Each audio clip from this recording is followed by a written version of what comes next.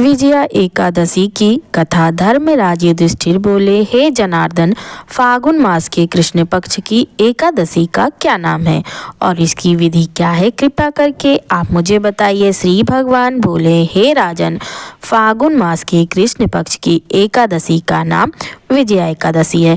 ब्रह्मा जी कहने लगे, हे नारद, विजया एकादशी का व्रत नए तथा पुराने पापों का नाश करने वाला है। इस विजया एकादशी की विधि मैंने आज तक किसी से भी नहीं की।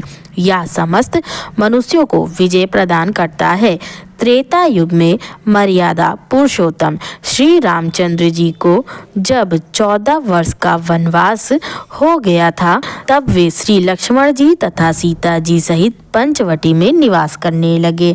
वहां पर दुष्ट रावण ने जब सीता जी का हरण किया, तब इस समाचार से श्री रामचंद्र जी तथा लक्ष्मण अत्यंत व्याकुल हुए और सीता जी की खोज में चल दिए।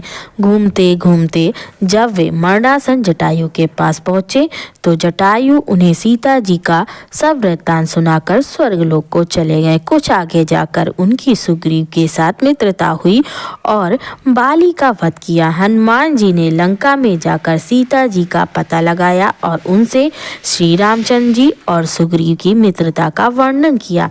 वहां से लौटकर हनुमान जी ने भगवान राम के पास आकर सब समाचार कहे। श्री रामचंद्र जी ने वानर सेना सहित सुग्रीव की सेना बल के साथ लंका को प्रस्थान किया। जब श्री रामचंद्र जी समुद्र के किनारे पहुंचे, तो उन्होंने मगरमच्छ आदि से युक्त उस अगाध समुद्र को देखकर लक्ष्मण जी से कहा कि इस समुद्र को हम किस प्रकार से पार कर सकेंगे। श्री लक्ष्मण ने कहा, हे पुराण पुरुषोत्तम, आप आदि पुरुष हैं, सब कुछ जानते हैं। यहाँ से आधा योजन दूर पर कुमारी द्वीप में वकदालभ्य नाम के मुनि रहते। उन्हें आप उनके पास जाकर इसका उपाय पूछे। लक्ष्मण जी के इस प्रकार के वचन सुनकर श्री रामचंद्र जी वकदालभ ऋषि के पास गए और उनको प्रणाम करके बैठ गए। मुनि ने भी उनको मनुष्य रूप धारण किए हुए पुराण पुरुषोत्तम समझकर उनसे पूछा कि हे राम, आपका आना कैसे हुआ? श्री रामचंद्र जी कहने लगे, हे ऋषि, मैं अपनी सेना सहित यहाँ आया हूँ और राक्षसों को जीतने के लिए लंका जा रहा हूँ। आप कृपया करके समुद्र पार करने का कोई ऐसा उपाय बताइए,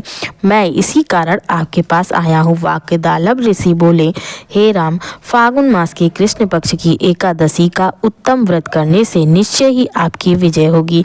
साथ ही आप समुद्र भी अवश्य पार कर लेंगे। इस व्रत की विधि यह है कि 10वीं के दिन स्वर्ण, चांदी, तांबा, मिट्टी का एक घड़ा बनाए। उस घड़े को जल से भरकर तथा 5 पल्लव रखे वेदिका पर स्थापित करे। उस घड़े के नीचे सतनजा और ऊपर जौ रखे।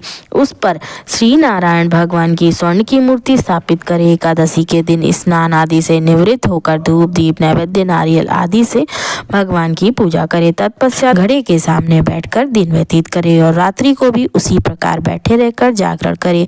द्वादशी के दिन नित्य नियम से निवृत्त होकर उस घड़े को ब्राह्मण को दे दे। हे राम, यदि तुम भी इस व्रत को सेनापतियों के सहित करोगे, तो तुम्हारी भी विजय अवश्य होगी। श्री रामचंद्र जी ने ऋषि के कथा अनुसार इस व्रत को किया और इसके प्रभाव से दैत्यों पर विजय प्राप्त किया था। हे राजन, जो कोई मनुष्य इस व्रत को विधि पूर्वक करता है, उसकी दोनों लोकों में विजय अवश्य होती है। श्री ब्रह्मा जी ने नारद जी से कहा कि हे पुत्र, जो कोई इस व्रत के महात्म्य को पढ़ता या सुनता है, उसको भी वाजपेय यज्ञ का फल प्राप्त होता है। जय श्री कृष्ण।